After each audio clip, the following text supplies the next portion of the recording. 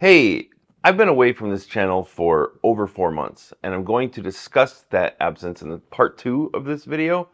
But before I do that, I want to talk about 10 of the 25 or 26 books that I've read so far this year. These are 10 books that wouldn't probably otherwise make it into their own video, but they're books I want to discuss nonetheless. So, starting with book number 1, All Day is a Long Time by David Sanchez. This was actually the first book that I read in 2024, and I read it as a part of a research project for a book that I'm writing myself. This is the first draft of my book. This is, I think, book number 12 that I've written. But there's a bunch of books that I have kind of in a TBR to read just for research for this book. And I have to be kind of careful about reading too much while I'm writing, because then I end up taking on that style kind of subconsciously, and I do a really poor imitation of other good writers' styles. Anyway, All Day is a Long Time tells the story of a very young vagabond named David who lives on the Gulf Coast. And David is addicted to meth and crack, and this is his decade-long story about time spent on the Gulf Coast. If you ever needed a good idea on how to scrounge up 20 bucks when you're living on the street, this book has a passage for that, a couple passages for that. If you want to do meth but keep your teeth real nice, this book has a passage for that too. And if you want to take advantage of the benevolence of your friends and rob them, there's a passage for how to do that as well. Sanchez's debut novel is a heart-wrenching story, and I've got to wonder just how autobiographical some of these details are. They're very specific. But it's much more than just a story about a kid in the throes of his addiction. This is also a disquisition on the profundity of the redemptive power of literature. I recommend All Day is a Long Time to anyone who enjoys visceral tragedies and vindictory character arcs. Book number 2 is The Hawkline Monster by Richard Brautigan. I've made a couple of shorts for this channel, and I don't particularly like them very much. What I mean is, I think a lot of shorts turn out to be fairly obnoxious. And for me, making a short about an entire novel, I mean, I've got 60 seconds to describe, even though this is a short book, what is this? This is about just a little over 200 pages. It's 216 pages. You can't fit 216 pages into 60 seconds and still try to say something about the book. I just don't like it. I don't like those shorts. But in case you missed it, here's that entire short in its entirety. It's Super Bowl Sunday here in Kansas City, so I am making you a pot of my Kansas City Winter Crock Chili. Today's book is a Western by post-beat, post-modern, fabulous author Richard Brautigan. The Hawkline Monster, published in 1974, was maybe the first novel that applied the term Gothic Western. Brautigan's Hawkline is written in a blunt, deadpan style, almost a comically staccato pacing. The novel's full of cowboys, sex, comedic suspense, and the supernatural. Plot follows 2 hired guns. Cameron and Greer have been hired to kill a monster that lives beneath this woman's house, and even though everyone's being real sketchy about the details, they agree to take the job. The moment the 2 cowboys step foot on the estate, all their perceptions are called into question, and the reader slips into a deft homage to the pulp mysteries and horror novels of Brautigan's youth. Alright, chili's done, y'all. Enjoy the Super Bowl. Yeah, I had a lot more I wanted to say about this book than was in that short. I had a lot of notes, and I had to just keep trimming it down until it was that. I had wanted to make a full-length video about the Hawkline Monster, but I wasn't really feeling up to the challenge of producing a full-length video of any kind. And actually, that's what I'm going to talk about in part 2 of this video is, the absence from the channel and why I wasn't getting things done.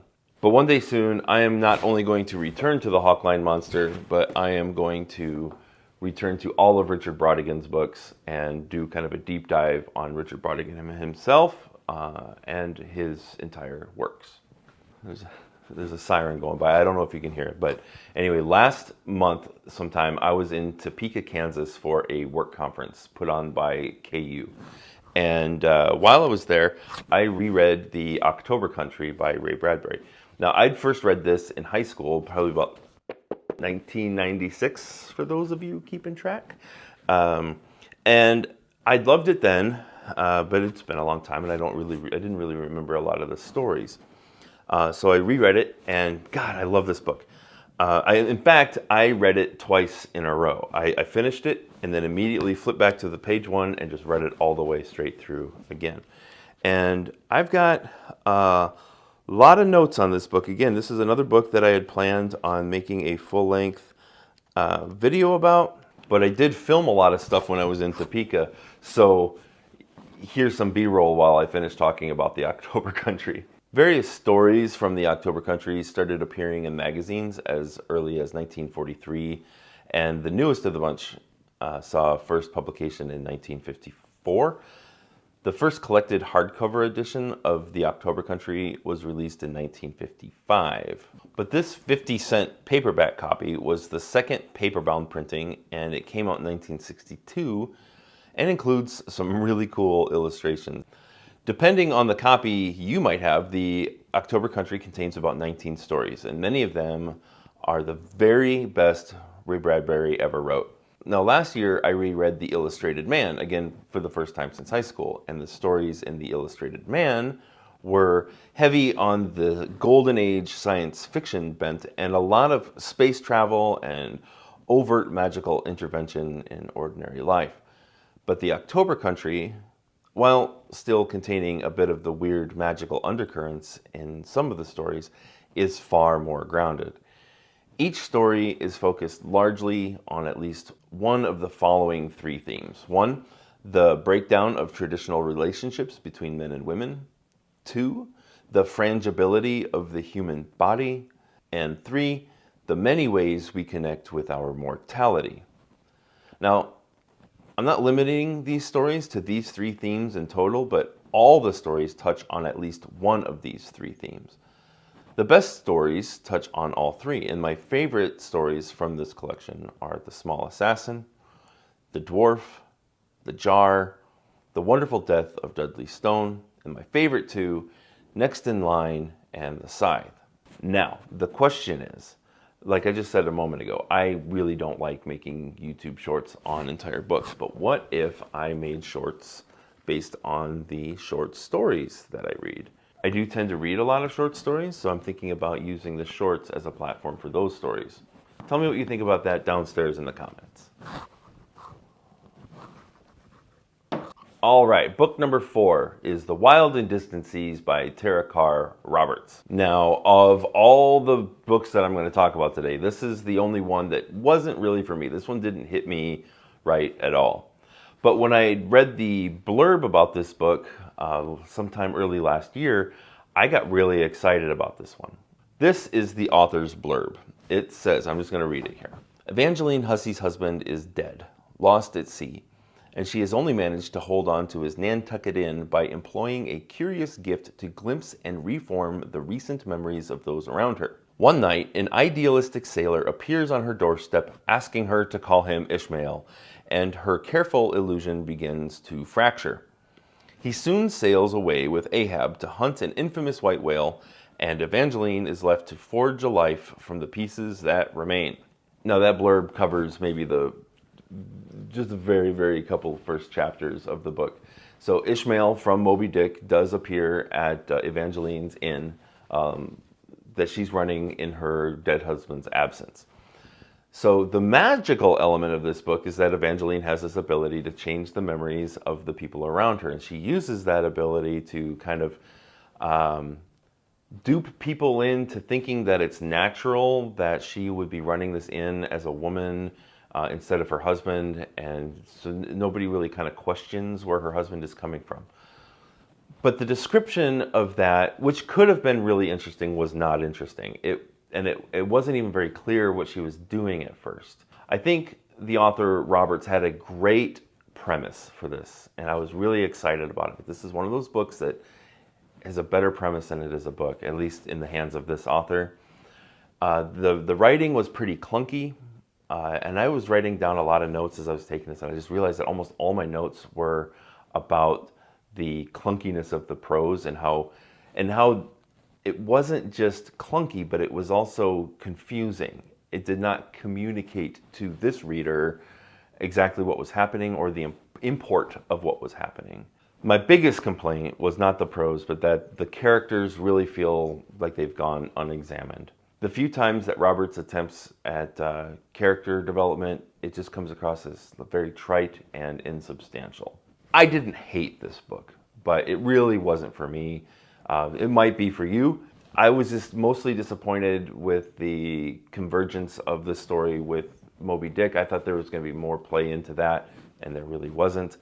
And then the magical realism element of the book was not executed very well, and the characters did nothing for me.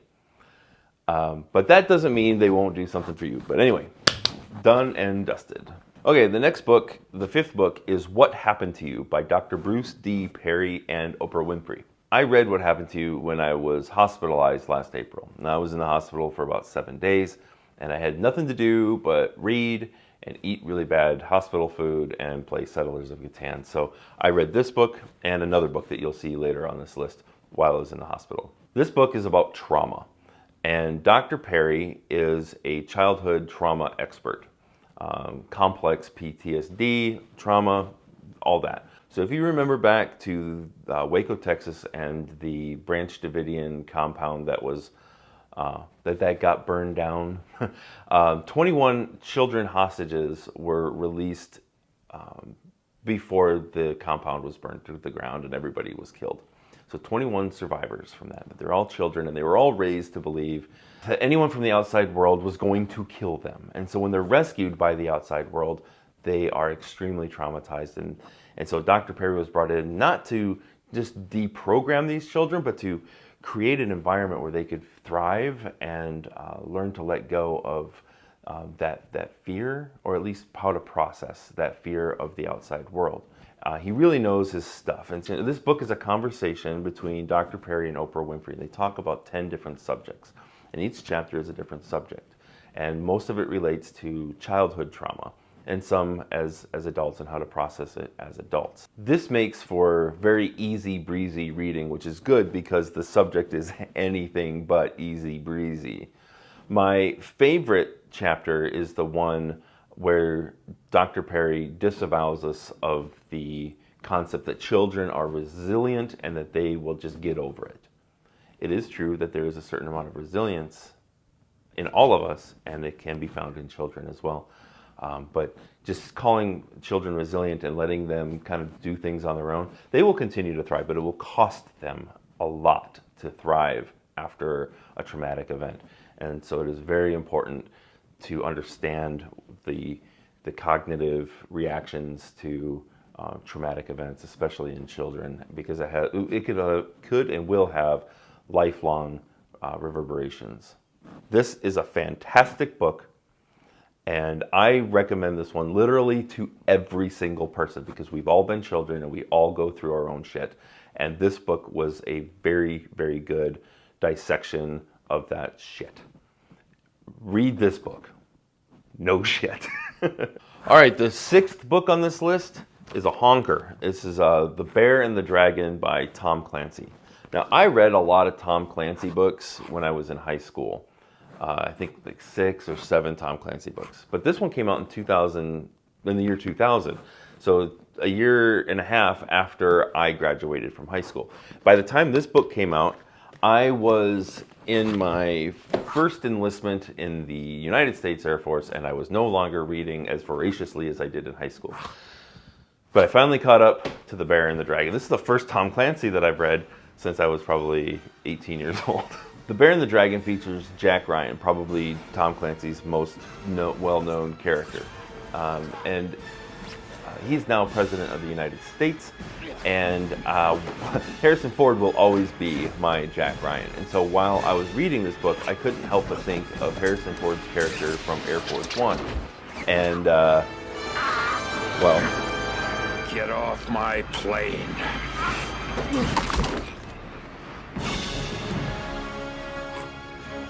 I miss 90s movies. God, I miss 90s movies. Okay.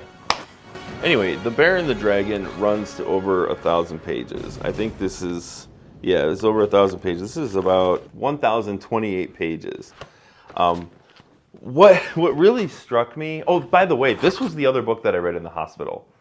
So it was What Happened to You and The Bear and the Dragon. So I had a lot of time to kill, and I read this whole thing and another book in 7 days. I had nothing else to do. And I think this whole time, this microphone has been rubbing on my buttons, so I'm just going to put it on the outside here. Okay, so I haven't told you what this book is about. It's Russia and China going to war with each other and all of the political machinations that go into it. Whatever. But what I couldn't help but think the entire time I was reading this was, what if Tom Clancy had written the Star Wars prequel trilogies? I don't really mind the political nature of those movies. It's everything else I didn't like about those movies. But what if Tom Clancy had written the Star Wars prequel? When I got home from the hospital, I had just finished the book, and I rewrote the entire prologue from Bear and the Dragon as a Star Wars prequel, and I recast different operatives as Mace Windu and the president as Palpatine, and it's like before he turns into the Emperor, right? So I thought it was hilarious. I showed it to my friend Phil and my brother Ryan, and I got not the response that I was expecting. It was more like, why did you do that, Eric? I did it because I thought it was funny. And part of me really wants to go back and rewrite this entire book as a Star Wars book. But what would I do with it? But let me know in the comments if you think I ought to do the whole thing. But I probably won't. But I don't even know where I would put that because it's obviously plagiarized. I don't know. I thought it was a fun little project. All right, book number 7, we've got The Year of Less by Kate Flanders. So it's spring cleaning time here in the Northern Hemisphere. I've started cleaning and decluttering my home. Here I'm doing that thing where I dump all my clothes on the floor and realize just how crazy big that pile is.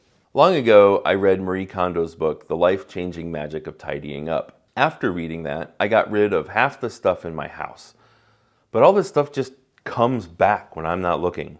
This time around, I read The Year of Less. It's a bit heavy on Kate Flanders' autobiographical details for my taste, but this book arose out of Flanders' blog, so I understand why it is structured that way. I still found The Year of Less to be inspirational and affirming, and it was kind of just what I needed at this point. Since finishing this book, I've devised a low-spend plan, redesigned my work schedule, and have tried to be kinder to myself. Anyway, here I've stacked up all the boxes of clothes that I'm donating. Some of these items went to a local shelter, but most of it went to the Earthbeat Festival, some supposed wasteless festival and green vendor market. But whatever it is, Earthbeat gave away my free clothes to people in need, and so I'm on board with that. Check out Flanders' book, check out Kondo. Find a book. Find a book. It might help you find that first bit of gusto that it takes to get started. And for me, once I get started, like I'm on top of the hill and I'm rolling down all the way. Like I just go once I get started. It's that initial thrust. And for me, just climbing up that hill is reading the book. All right, book number 8. Last month, Man Carrying Thing released a long-form video on Butcher's Crossing on his channel. I watched that whole thing beginning to end and loved it, and I went out and I got a copy of Butcher's Crossing for myself. Now, I don't want to redo all the work Man Carrying Thing did, but he did a fantastic job on that video. So when you're done watching this video, I recommend running over to his channel and checking that one out. Butcher's Crossing follows 4 hyper-individualized characters in the Old West, and they're traveling into Colorado on horseback looking for a buffalo herd so that they may slaughter them. Now, these characters, I think, share no traits with each other except for their desire to make money on buffalo pelts. And that, to me, was the most fun thing to read about, was how individualized these characters were. They each served a very specific role in this book. If I had read this book maybe a little bit more carefully, I probably could have identified more than just, well, they go beyond archetypes. So I really feel like there were some themes in this book that go a little bit deeper than man's obsession with things. It's been compared to Moby Dick in that way. The main thing here being the repercussions for obsession. And they come to a lot of peril in their quest to conquer these buffalo.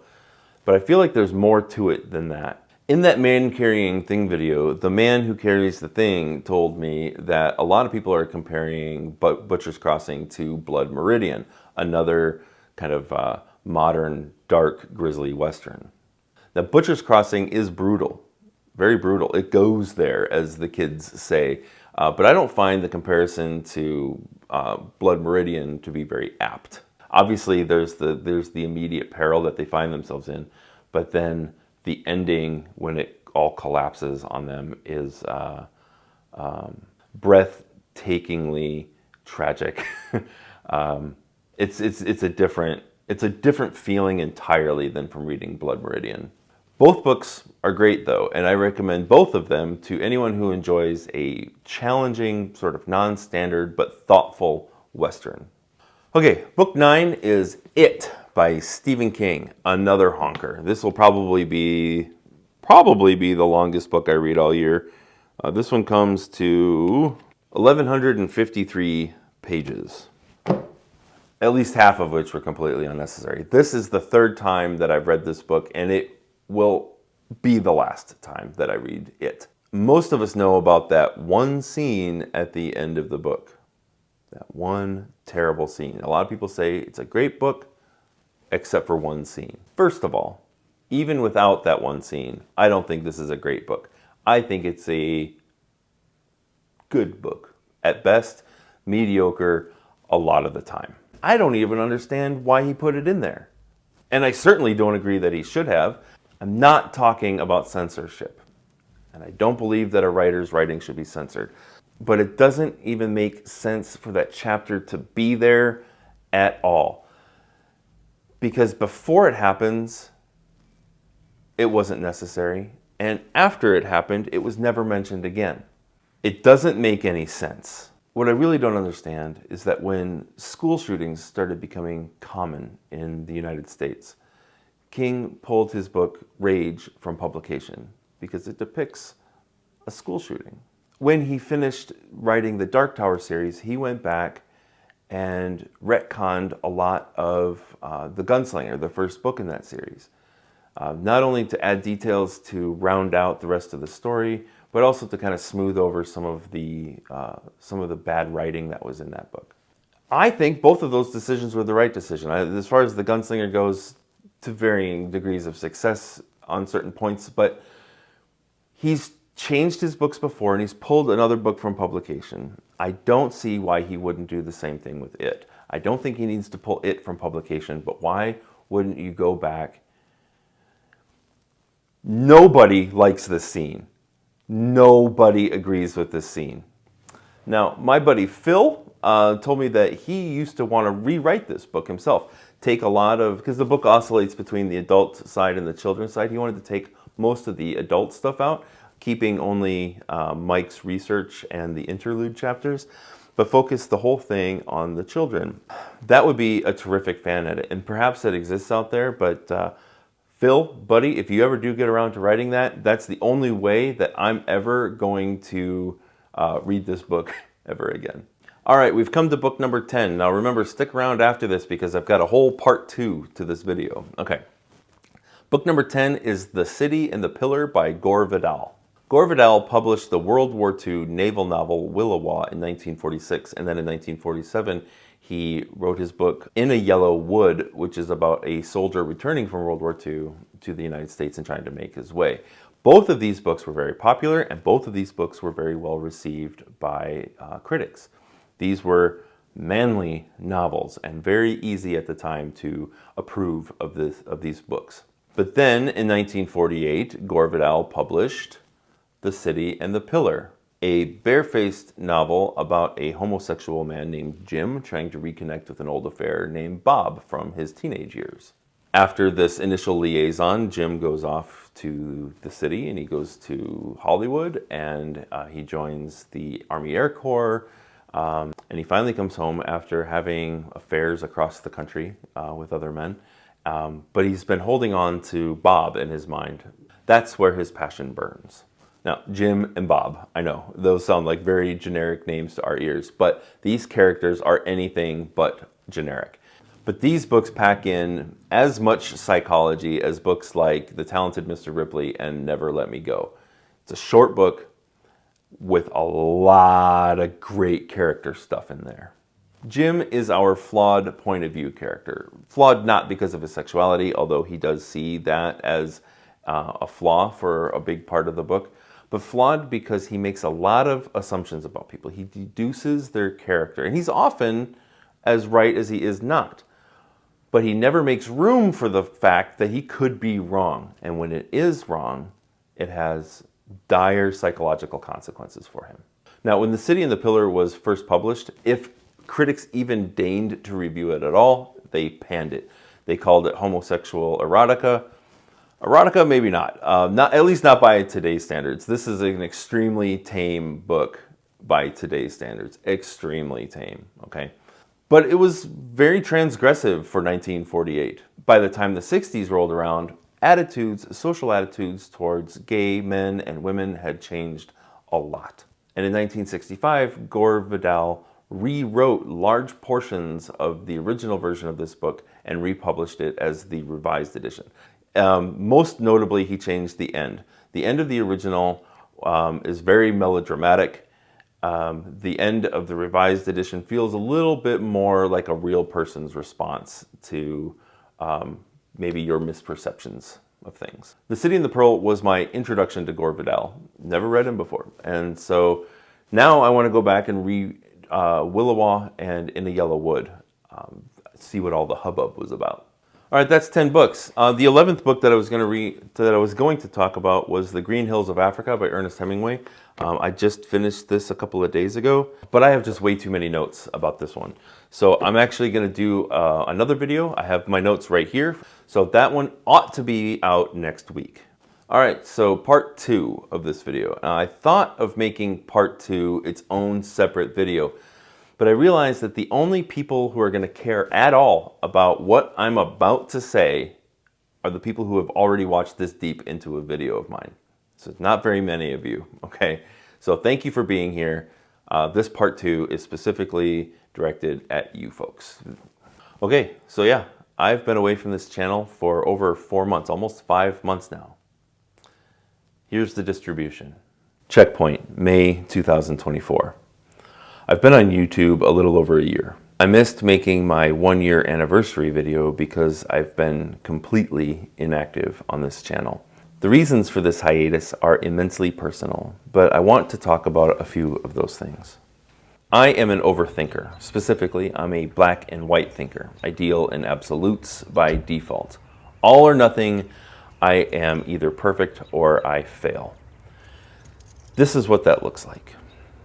I'll tire of looking at the same old goals I've fallen short of, goals I wrote down months ago, and think, what I really need is a fresh start. No more tracking 0 days. And then suddenly, ambitiously and excitedly, I'll replan my entire life for the next 30 days or 60 days or 365 days. I'll work for hours or days sometimes to rebuild the grand architecture of my lofty goals. But I am an imperfect creature living a complicated life. And so then when I'm on, say, day 4 of my newest long-term plan, and I make no progress toward one or all of my lofty goals that day, my overactive mind's eye sees that delay, rippling through the entire plan and shattering the end goal. I've failed again. Failure to adhere to my all too rigid and arbitrary parameters causes me resounding despair. And this happens every time I make a plan. Out of that despair arises manic redesigns of my life's grand architecture, a better plan, a different format, a fresh start, and on and on and on. I do this all the time. I'm soon going to be 45 years old, and I have never figured out how to gray shade my black and white thinking. I was on a walk around my neighborhood recently, thinking about thinking in absolute terms, trying to puzzle a way out of my default behavior. And all at once, the perfect solution occurred to me. That's it. No more black and white thinking ever again. I will be perfect from now on. I will be perfect starting now, to quote Built to Spill. Unironically, I believed I could just stop thinking in black and white terms forever. And as I thought this, I told myself I'd never relapse. Never once in all the rest of my days. It felt really good. Not one part of me had yet recognized the self-sprung trap I'd caught myself in. And I tell you that to tell you this. I do lead a busy, hectic life, but it's not so hectic that I should feel frantic all the time. I have a full-time Monday to through Friday job, and it can be very demanding, but I have a great family that I see regularly. I write a lot. I try to write every day. I read a lot, obviously. I walk or hike several times a week. I ride my bike. I garden. I have lots of other projects. Sometimes I even make YouTube videos. But I overcomplicate my reading plans. I overcomplicate my writing projects. I do the same with the movies that I want to watch, the new garden I want to build in my backyard, home repair projects, finances, my 5-year plan. I overcomplicate the YouTube videos I want to produce and my timeline for releasing them. Everything. Like I said in my January channel update video, I have been recovering from a number of intersecting medical issues. And that's still true today. I thought that I was recovered, but then I relapsed, for lack of a better word. Ended up back in the hospital, ambulance ride. They came and picked me up right from my couch right here. And they took me to the ambulance, which is just right across the street, actually, about 2 blocks away. I still have 3 surgeries ahead of me, but I am doing better and I'm gonna be fine, and that's really not what this video is about. This is actually the 3rd time that I've tried to record this video, and I've re-edited the script a bunch of times, but originally this was gonna come out at the beginning of April, but then I ended up in the hospital. So, you know, now it's getting toward the end of May already. I just haven't had the energy. The problems with my physical health have really powerful impacts on my mental health. And my mental health gets harder and harder to deal with, frankly. Now, I'm feeling really good right now, which is why I'm able to do this video. And I think that I'm going to continue to do well. I think this time actually really close to coming back. But even though I haven't been releasing videos on this channel, it's not like I've been completely inert since January. So far in 2024, I've read 26 books, watched 43 movies.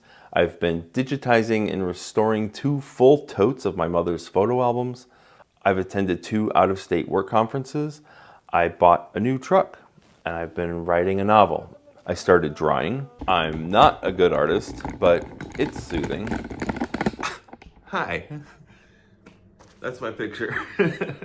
I've been taking care of my yard and my dad's yard. He just had hip replacement surgery, so I drive 200 miles every couple of weeks and mow his lawn as well. I've been playing an RPG called Burning Wheel every week on Mondays for the last few months. I've been taking in live baseball when I can. I replaced my boiler in the basement. I planted 14 succulents just this weekend. I've recorded several videos that I did nothing with because they just weren't great, and I haven't been in the YouTube mood long enough to follow through on them. And I've been walking again and reclaiming my physical health with regular doctor's visits and a ton of appointments. Finally, just sucking it up and taking care of myself. At this checkpoint, here in May 2024, I have been afforded the luxury of the options of abandoning this channel or coming back to it. And I have decided that I'm going to come back to it. Now, very soon, I'm going to be releasing more videos on this channel, but probably at a slower rate. Like I said, I've got Green Hills of Africa, which will probably be out next week. I still have to edit that video. I still have to edit this one too, but by the time you see it, I've edited it. I've got a long form video on Huckleberry Finn that I'm working on as well. I've got a long form video on Flatland by Edwin Abbott. And I'm working on a video for an angel called Peterbilt, which is going to feature my good friend Bill. So I've got a lot, and I've got a lot more. I've got dozens of ideas, and I've probably got 15 videos that I've started. at least the scripts, and I have notes for, and I've filmed parts of some of them. So I got a lot of stuff in the works, but I can't work on them obsessively anymore. So the work has to kind of slow down. And so I'm going to release these videos as I finish them. I want this to be something that restores me and makes me feel good, not something that stresses me out. I'm not making any money on this channel at all. I'm not even trying to. So I'm limiting myself to working on these a few days a week, just maybe 4 hours a day, so I don't fall into my typical habits of obsession and overwork. And also, before we go our separate ways, I want to tell you that my Instagram channel is now defunct. I'm done with that year-long experiment. I never really thought about it. Not many people came to follow me there. So I just deleted it from my phone. I reclaimed some of my time, and I feel a lot better for having done that. So thank you very much for getting this far into the video. I really appreciate those of you who get this far. These videos are really for you. So from the bottom of my heart, thank you for being here. Thank you for sticking with me through this extended hiatus. And I will be back, albeit at a slower release schedule, but I will be producing more videos very, very soon. And I can't wait to see you there. So I have been Eric Gronsky. This has been Some Kind of a Video. And until next time, read something good.